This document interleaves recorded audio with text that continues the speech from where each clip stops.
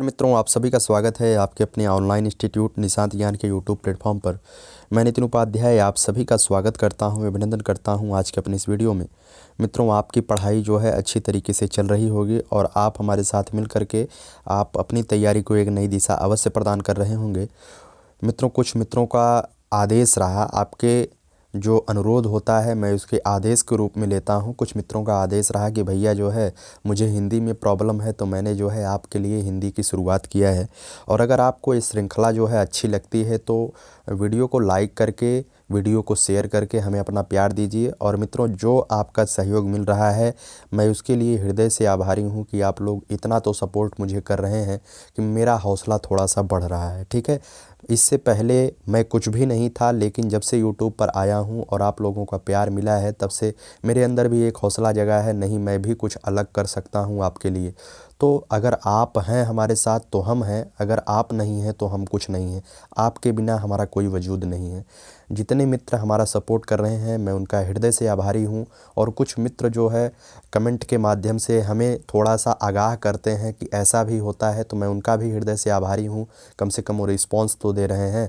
भैया आप लोग जो कह रहे हैं मैं उसको मानता हूं, और कुछ भी अगर मेरे से गलती होती है तो उसके लिए मैं क्षमा प्रार्थी हूं, क्योंकि मेरा भी बहुत ज़्यादा कोई एक्सपीरियंस नहीं है। ठीक है, मैं कोई फेंकता नहीं हूँ, मैं जो भी बताता हूँ बिल्कुल फैक्ट बताता हूँ। अगर आपको भैया अच्छी लगती है तो वीडियो को लाइक करिएगा, पहली बार चैनल पर आते हैं सब्सक्राइब करिएगा। भर्ती की बात, भर्ती जो है मैंने बार बार बताया है कि एसएससी जीडी की भर्ती मार्च में आएगी, उसके बाद ही भर्ती की आने की संभावना है। और यहाँ मैं यह स्पष्ट भी नहीं कर सकता हूँ कि भर्ती मार्च अप्रैल में आ ही जाएगी या मई में आ ही जाएगी।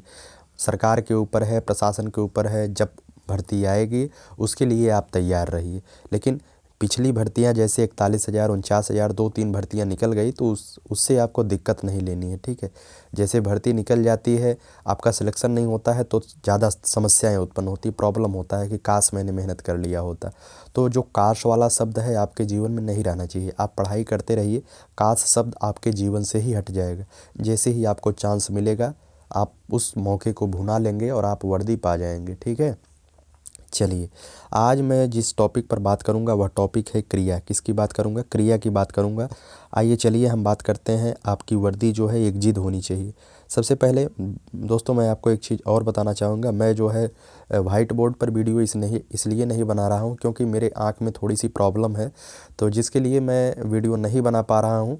तो 2-1 दिन में अगर प्रॉब्लम समस्या सुलझ जाती है, हमारी आँख ठीक हो जाता है, तो उसके बाद हम जो है आपके सामने आ जाएंगे। ठीक है, फोड़ा टाइप का हुआ है आँख में। चलिए आगे हम बताते हैं क्रिया। क्रिया के बारे में हम जानकारी आपको देने का प्रयास करेंगे और अच्छे से आप लोग जानकारी को ग्रहण कीजिएगा। तो उम्मीद करूंगा सभी चीज़ें आपको समझ में आएंगी। ठीक है, उत्तर प्रदेश पुलिस 52,000 नई भर्ती को टारगेट करते हुए ये क्लासेस चलाई जा रही हैं। मैंने यहाँ पर लिखा है, लेकिन आप एसएससी जीडी की भी तैयारी कर रहे हैं तो आप उसके लिए भी इस क्लास को लीजिएगा। मैंने बार बार कहा है आप टारगेटेड पढ़ाई करिए। आप एसएससी जीडी की कर रहे हैं तो भी यही आएगा, आप यूपी टीईटी की कर रहे हैं तब भी यही आएगा, आप सुपर टेट की कर रहे हैं तब भी यही क्रिया बदलेगी थोड़ी। चलिए मैं क्रिया के बारे में बताऊं। आप सभी लोग जानते हैं क्रिया की परिभाषा क्या होता है, लेकिन स्टैंडर्ड परिभाषा होता है जिस शब्द से किसी कार्य का होना या करना समझा जाए उसे क्या कहते हैं? क्रिया कहते हैं। जैसे मैं खाना खाता हूँ, क्या हुआ? मैं खाना खाता हूँ, तो जो खाना शब्द है एक क्रिया है। ठीक है, मैं पीता हूँ, पीना एक क्रिया है, पढ़ना क्रिया है, सोना क्रिया है। सोने से एक जैसे कि एक कार्य का होना पाया जाता है। ठीक है, तो उम्मीद करता हूँ क्रिया के बारे में आप अच्छे से समझ रहे होंगे। जो इसका व्याकरणिक लैंग्वेज है उस परिभाषा से आप नहीं समझ पाए होंगे, लेकिन थोड़ा सा अपने दिमाग पर प्रेशर डालिएगा तो आपको समझ में आ जाएगा क्रिया क्या होती है। ठीक है, और इसका जो पीडीएफ है बिल्कुल सेम पीडीएफ आपको जो है टेलीग्राम पर मिल जाएगा। और अगर टेलीग्राम आपने ज्वाइन नहीं किया है तो मैं इसका लिंक जो है डिस्क्रिप्शन में दे दूंगा, वहाँ से आप ले लीजिएगा। जैसे आपके सामने क्रिया से जब परिभाषा से थोड़ा आगे बढ़ेंगे तो आपके सामने है क्रिया के मूल रूप को धातु कहते हैं। अब इसे नहीं समझ पाए होंगे आप। जैसे क्रिया एक है पढ़ना, क्या है? पढ़ना एक क्रिया है। तो पढ़ना में जो पढ़ शब्द है, ये जो पढ़ शब्द है क्या है, ये धातु है। संस्कृत में आप लोगों ने पढ़ा होगा कि पठ धातु, लिख धातु, ठीक है। तो उससे जो है क्रिया बनती है। क्रिया का निर्माण ही धातु से होता है।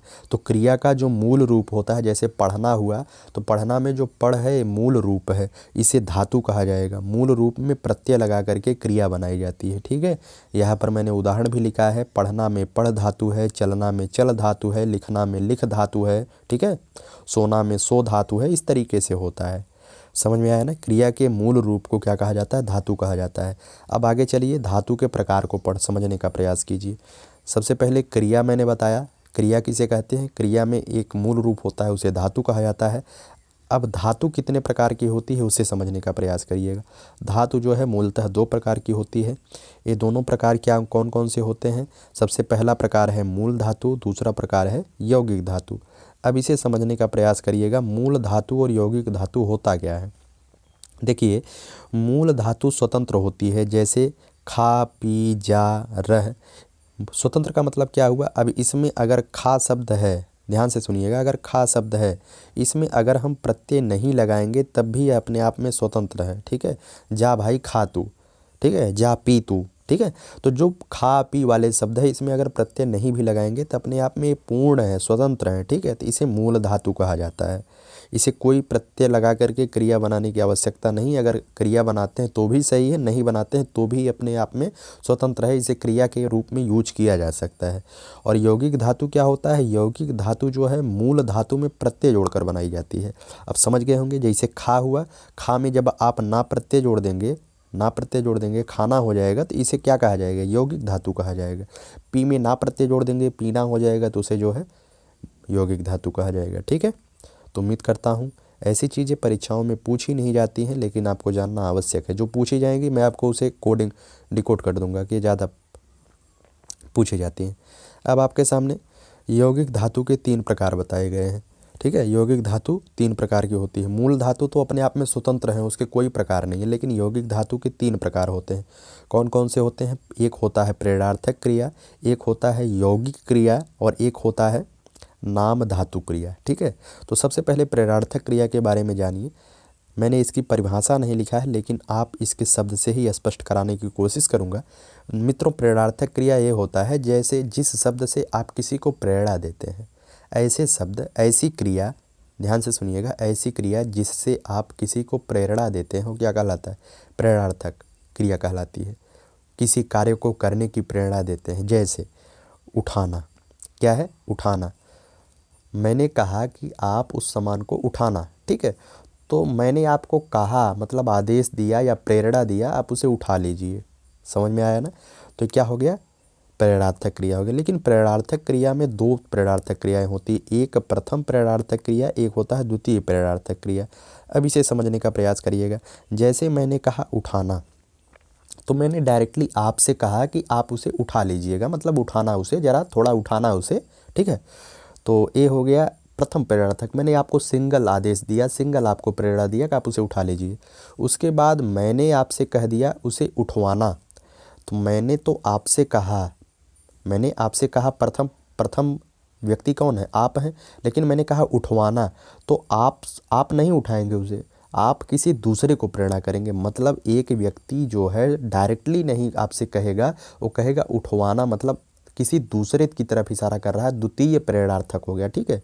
तो उम्मीद करता हूँ आप समझ पाए होंगे उठाना और उठवाना में क्या अंतर है, और प्रथम प्रेरणार्थक क्या होता है, द्वितीय प्रेरणार्थक क्या होता है। समझ में आया ना। तो जब एक चीज़ आप समझिएगा, जब जो है आना प्रत्यय लगाया जाता है, ध्यान से सुनिएगा, जब आना प्रत्यय लगाया जाएगा तो प्रथम प्रेरणार्थक क्रिया होगी। जब वाना प्रत्यय लगाया जाएगा, जब वाना प्रत्यय लगाया जाएगा तो हो जाएगी द्वितीय प्रेरणार्थक क्रिया। समझ में आया ना। जैसे सुलाना हुआ, तो मैंने आपसे कहा कि सुलाना, ठीक है। उसके बाद मैंने कहा सुलवाना, तो मैंने आपसे कहा कि किसी दूसरे से सुलवा दीजिएगा, आप मत करिएगा, ठीक है। तो प्रथम प्रेरणार्थक हो गया, मैंने आपको डायरेक्टली प्रेरणा दिया। उसके बाद सुलवाना, मैंने आपसे कहा आप दूसरे को प्रेरणा दीजिए। मैंने पहले आपको प्रेरणा दिया, फिर आप किसी तीसरे को प्रेरणा देंगे, तो ये तीन प्रेरणार्थक हो गई। मतलब हम दो बार ये ट्रांसफ़र हो रहा है प्रेरणा, पहले आपको तब आप दूसरे को, तो यहाँ पर दो बार ट्रांसफ़र होने के बाद वजह से इसे द्वितीय प्रेरणार्थक कहा जाएगा। ठीक है, तो आना जो है द्वितीय प्रेरणार्थक क्रिया का प्रत्यय है, आना जो है प्रथम प्रेरणार्थक क्रिया का प्रत्यय है। ठीक है, तो उम्मीद करता हूँ प्रेरणार्थक क्रिया आप अच्छे से समझ पाए होंगे। आगे चलिए हम यौगिक धातु यौगिक क्रिया के बारे में बात करते हैं। यौगिक का मतलब ही होता है दो या दो से अधिक। यौगिक का मतलब क्या होता है? दो या दो से अधिक। ठीक है, तो जहाँ पर दो या दो से अधिक धातुओं के संयोग से यौगिक क्रिया बनती है। यौगिक क्रिया का मतलब ही होता है दो या दो से अधिक धातु मिलकर के यौगिक क्रिया का निर्माण करती है या यौगिक धातु का निर्माण करती है। ठीक है, जैसे रोना धोना हो गया, उठ जाना हो गया, ठीक है, चलना फिरना हो गया, ये सभी क्या हैं? यौगिक क्रिया के उदाहरण हैं। ठीक है, तो बहुत ही आसान है। जैसे आपके सामने क्वेश्चन आएगा कि रोना धोना कैसी क्रिया है, तो आप आसानी से बताएंगे दो क्रियाओं के मेल से बना है, अर्थात यह क्या है?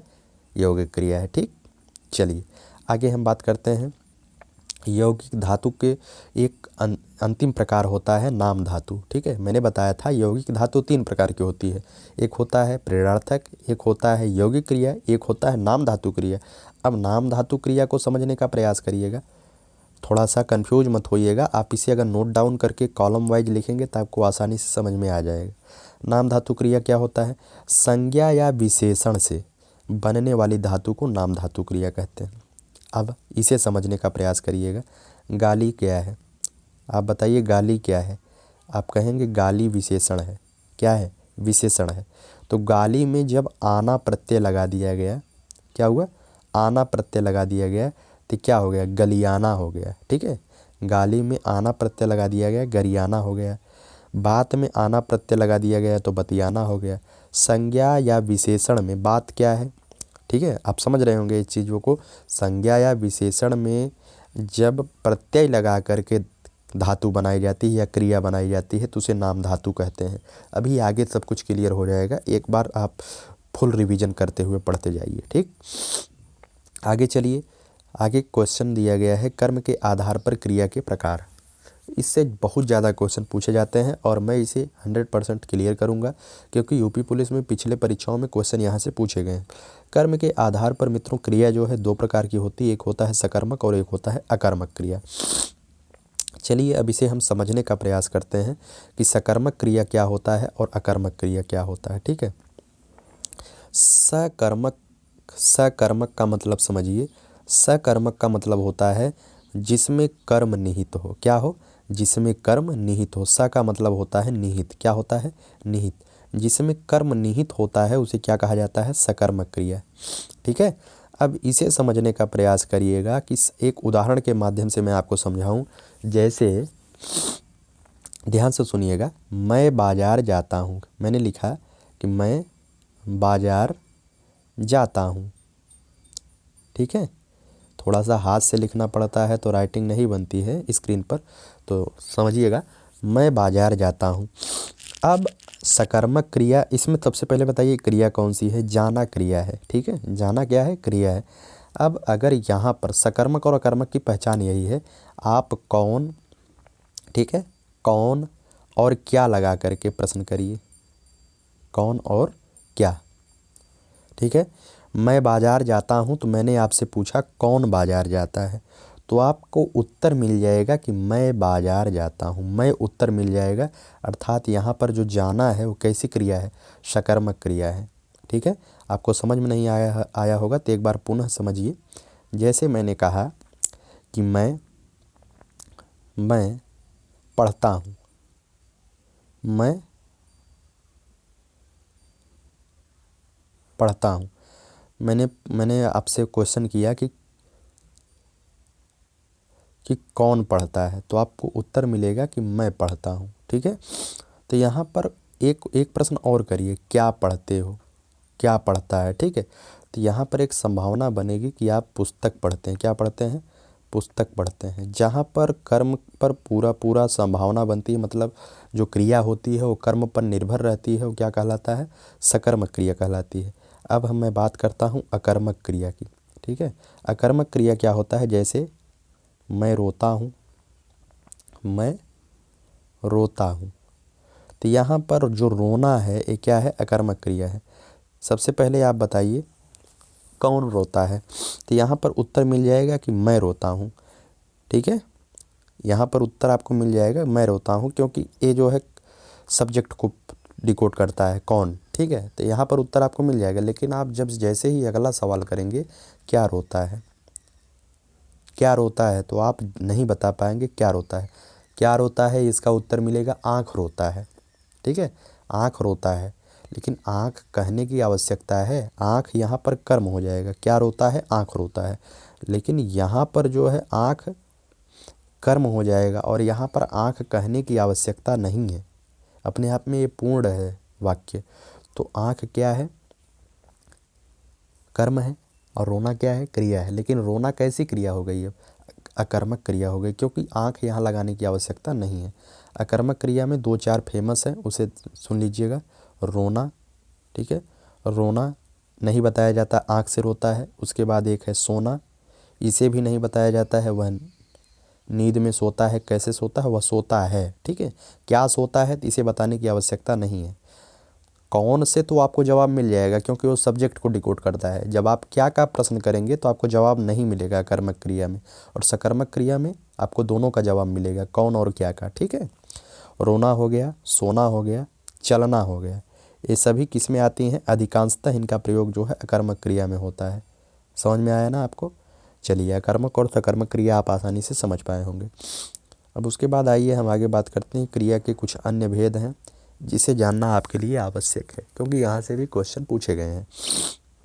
जैसे एक है सहायक क्रिया। मित्रों, इंग्लिश में इसे हेल्पिंग वर्ब कहा जाता है। सहायक क्रिया क्या होता है, मूल क्रिया के सहयोग के लिए उसे यूज किया जाता है। इसमें बताइए, उदाहरण के माध्यम से, मैं घर जाता हूँ। इसमें जो मूल क्रिया है वो जाना है। ठीक है, उसमें मूल क्रिया है जाना। लेकिन अगर यहीं तक हम इस वाक्य को पूर्ण कर देते मैं घर जाता, तो वाक्य अपने आप में अर्थविहीन हो जाता है, अच्छा नहीं लगता। लेकिन यहाँ पर जैसे ही हूँ शब्द यूज कर लिया जाता है, वाक्य जो है अर्थपूर्ण हो जाता है, थोड़ा सा अच्छा भी लगने लगता है। ठीक है, तो जाना क्रिया के सहयोग के लिए ही है का यूज किया गया है। ठीक है, तो इसलिए जो हूँ शब्द है यहाँ पर ये क्या है, सहायक क्रिया है। क्रिया के सहायता के लिए जो क्रियाएं यूज की जाती है, मूल क्रिया की सहायता के लिए, वो सहायक क्रिया कहलाती हैं। जैसे यहाँ पर वे हंसना क्या है, यहाँ पर मूल क्रिया है। लेकिन यहाँ पर जो रहा शब्द है, रहे थे, अगर ये यूज नहीं किया जाता तो वे हंस कोई अर्थ ही नहीं बनता। जैसे ही रहे थे मैंने यूज किया तो अर्थपूर्ण हो गया। तो यहाँ पर रहे थे सहायक क्रिया, यहाँ पर हूँ सहायक क्रिया है। ऐसे ही शब्द क्या होते हैं, सहायक क्रिया होते हैं। पूर्वकालिक क्रिया क्या होता है, इसे भी समझने का प्रयास करिएगा। मित्रों, जो पूर्वकालिक क्रिया होता है, किसी जो मूल क्रिया होती है उसके पहले भी कोई क्रिया हुई रहती है। ठीक है, इसमें इसे पूर्वकालिक क्रिया कहते हैं। चलिए उदाहरण के माध्यम से स्पष्ट करिए। मोहन नहाकर दफ्तर गया, दफ्तर चला गया। अब यहाँ पर मूल क्रिया क्या है, मूल क्रिया है चला गया। ठीक है, मूल क्रिया है चला गया। लेकिन इससे पहले भी एक क्रिया आई है नहाकर। क्या आई है, नहाकर एक क्रिया आई है। यही जो नहाकर क्रिया है, कार्य संपन्न होने के पहले एक क्रिया होती है। अंतिम क्रिया होने के पहले भी अगर कोई क्रिया हो जाए, मोहन नहाकर दफ्तर चला गया, तो ये जो नहाकर है ये जो है कैसी क्रिया है, पूर्वकालिक क्रिया है। आगे देखिए, राम भोजन करके सो गया। इसमें अंतिम क्रिया क्या है, सो गया। ठीक है, अंतिम क्रिया है सो गया। लेकिन सोने से पहले भी राम ने कोई काम किया है, भोजन करना। ये जो भोजन करना है कैसी क्रिया हो गई, पूर्वकालिक क्रिया हो गई। ठीक है ना। तो उम्मीद है पूर्वकालिक क्रिया आप समझ पाए होंगे। और एक चीज़ और लिखिएगा कि जो पूर्वकालिक क्रियाएं होती हैं उस पे जो है लिंग, किसी के लिंग, वचन, किसी के लिंग, वचन, कारक का कोई प्रभाव नहीं पड़ता है। जैसे मैंने यहाँ पर लिंग चेंज कर दिया, सीता नहाकर दफ्तर चली गई। मूल क्रिया में तो परिवर्तन होगा, लेकिन यहाँ परिवर्तन नहीं होगा पूर्वकालिक क्रिया में, ये नहाकर ही नहीं होगा। ठीक है, तो अर्थात ये स्त्रीलिंग में नहीं परिवर्तित होगा। जैसे मैं यहाँ पर कह दूँ कि गीता भोजन करके सो गई, मूल क्रिया में अंतर हो गया, वो बदल गई। ठीक है, लेकिन जो पूर्वकालिक क्रिया है इसमें अंतर नहीं हुआ। आपसे ये भी क्वेश्चन पूछा जाता है क्रिया कैसा शब्द होता है, तो क्रिया पर जो है लिंग वचन कारक का प्रभाव पड़ता है। जब आप कहेंगे राम सोता है, ठीक है, राम सोता है, तो वहाँ पर जो है सोता है लगा, ठीक है, क्योंकि राम पुल्लिंग है। जैसे ही मैंने लगाया सीता, तो सीता सोती है, तो वहाँ पर लिंग वचन कारक का पूरा प्रभाव जो है क्रिया पर पड़ता है, इसलिए क्रिया को कैसा कहा जाता है, क्रिया को विकारी शब्द कहा जाता है। समझ में आया ना। चलिए आगे हम बात करते हैं। क्रिया की एक प्रकार और होता है नाम बोधक क्रिया। नाम बोधक क्रिया में क्या होता है, नाम बोधक क्रिया में होता है ये भी संज्ञा और विशेषण से बनते हैं। नाम धातु और नाम बोधक में यहीं पर अंतर समझ लीजिएगा। नाम बोधक भी क्रिया से बनता है, लेकिन इसमें क्या होता है, इसके साथ डायरेक्टली क्रिया जुड़ता है और नाम धातु के साथ प्रत्यय जोड़ा जाता है। ठीक है, नाम धातु के साथ प्रत्यय जोड़ा जाता है और नाम बोधक के साथ डायरेक्टली ये क्रिया जोड़ दी जाती है। संज्ञा और विशेषण से ए भी बनता है, संज्ञा और विशेषण से नाम धातु भी बनता है, लेकिन यहाँ पर क्या होता है, यहाँ पर डायरेक्टली क्रिया जोड़ दी जाती है और नाम धातु में प्रत्यय जोड़ा जाता है। ठीक है, जैसे मैंने कहा लाठी, लाठी क्या है, एक संज्ञा है, इसमें डायरेक्टली मैंने क्रिया जोड़ दिया मारना, तो लाठी मारना क्या हो गया, नाम बोधक क्रिया हो गया। और वहाँ पर लाठी में आना प्रत्यय जोड़ दिया जाता तो लठियाना हो जाता, तो नाम धातु क्रिया हो जाती, और लाठी मारना क्या है, तो नाम बोधक क्रिया है। ठीक है, तो नाम धातु नाम बोधक में अंतर स्पष्ट करिएगा एक बार पुनः। नाम धातु में क्या होता है, नाम धातु में जो है, नाम धातु में प्रत्यय जोड़कर बनाई जाती है और नाम बोधक में जो है क्रिया जोड़कर बनाई जाती है। समझ में आया ना। इसमें जो है क्रिया जोड़कर बनाई जाती है, उसमें प्रत्यय जोड़कर, ज़्यादा स्पष्ट करने की आवश्यकता नहीं, आप समझ गए होंगे। आगे है द्विकर्मक क्रिया। द्विकर्मक क्या होता है, ऐसी क्रिया जिसमें दो कर्म, ऐसे वाक्य जिसमें एक क्रिया हो लेकिन उसके दो कर्म हो। जैसे अध्यापक ने छात्रों को पढ़ाया, अध्यापक ने छात्रों को हिंदी पढ़ाई। अब एक कर्म हो गया हिंदी, कर्म एक हो गया हिंदी, और एक कर्म हो गया छात्र। अध्यापक ने छात्रों को, पहला कर्म, दूसरा कर्म हिंदी। ठीक है, एक ही क्रिया है पढ़ाना, पढ़ाना क्रिया है, लेकिन अध्यापक ने छात्रों को हिंदी पढ़ाई, तो एक क्रिया के बदले में दो दो कर्म आ रहे हैं, इस वजह से इसे क्या कहा जाएगा, द्विकर्मक क्रिया कहा जाएगा। ठीक है, तो बहुत ही आसान है, इसमें समझने की कोई आवश्यकता नहीं है, आप आसानी से समझ पाएंगे। जैसे ही आपके सामने आएगा क्वेश्चन आप कर ले जाएंगे। क्वेश्चन सीरीज में लेकर आऊँगा, आप जानते हैं मैंने आपके लिए जो कहा वो किया है। आगे है संयुक्त क्रिया। संयुक्त क्रिया का मतलब होता है दो या दो से अधिक क्रियाएं जब मिल करके एक संपूर्ण क्रिया का निर्माण करती हैं तो उसे कहा जाता है संयुक्त क्रिया। जैसे वह खाने लगा, अब यहाँ पर लगा एक अलग क्रिया है, खाना एक अलग क्रिया है, लेकिन जब दोनों को मिला दिया गया तभी जा कर के वाक्य अर्थपूर्ण हुआ। ठीक है, तो वह खाने लगा एक संयुक्त क्रिया है। वह पढ़ने, मुझे पढ़ने दो, ठीक है, इसे ध्यान से समझिएगा, मुझे पढ़ने दो, तो अब पढ़ना एक अलग क्रिया है, दो एक अलग क्रिया है, लेकिन जब दोनों को एक कर दिया जाता है पढ़ने दो, तो जो तभी वाक्य जो है अर्थपूर्ण होता है, अर्थात यह कैसी क्रिया है, संयुक्त क्रिया है। ठीक है, तो ऐसे भी क्वेश्चन परीक्षाओं में पूछे गए हैं, तो वाक्य के माध्यम से आपको समझाने का मैं प्रयास कर रहा हूँ। आगे एक चीज़ है क्रियार्थक संज्ञा, यहाँ से भी क्वेश्चन पूछा गया है। क्रियार्थक संज्ञा क्या होती है, ऐसी क्रिया जिसका प्रयोग संज्ञा के स्थान पर किया जाता है उसे क्रियार्थक संज्ञा कहा जाता है। जैसे इस बात को आप एक बार पॉज करिएगा, पीछे करिएगा, हमारी बात को पुनः सुन लीजिएगा, मैं बार बार नहीं बोलूँगा। ऐसी क्रिया जिसका प्रयोग संज्ञा के स्थान पर किया जाता है और वाक्य को पूर्ण कर देता है, ऐसी क्रिया को क्या कहा जाता है, क्रियार्थक संज्ञा बोला जाता है। अब जैसे यहाँ पर उदाहरण के माध्यम से स्पष्ट है, टहलना स्वास्थ्य के लिए लाभदायक है। इसमें जो टहलना शब्द लगाया गया है, ये टहलना शब्द जो है इस वाक्य को पूर्ण कर रहा है। ठीक है, लेकिन टहलना शब्द जो है संज्ञा के स्थान पर प्रयुक्त हुआ है। अगर आपसे पूछा जाए टहलना क्या है, तो आप कहेंगे टहलना जो है संज्ञा के स्थान पर प्रयुक्त हुआ है, लेकिन टहलना जो है एक क्रिया है, तो इसे डायरेक्टली संज्ञा नहीं बोला जाएगा, इसे क्रियार्थक संज्ञा बोला जाएगा। ठीक है, तो उम्मीद करता हूँ सभी चीज़ें आपको समझ में आ गई होंगी। पूरी क्रिया का चैप्टर यहीं समाप्त होता है, और अगर आपको वीडियो अच्छी लगती है तो वीडियो को लाइक करिएगा। मित्रों, ज़्यादा से ज़्यादा पढ़ाई पर ध्यान दीजिए, कहीं पर इधर उधर ना ध्यान दीजिए, क्योंकि भर्ती आएगी, भर्ती चली जाएगी और आप पढ़ाई नहीं करेंगे तो फिर से एक बार बेरोजगार हो जाएंगे। ठीक है, तो एक बार रोजगार का टैग आपको मिलना चाहिए।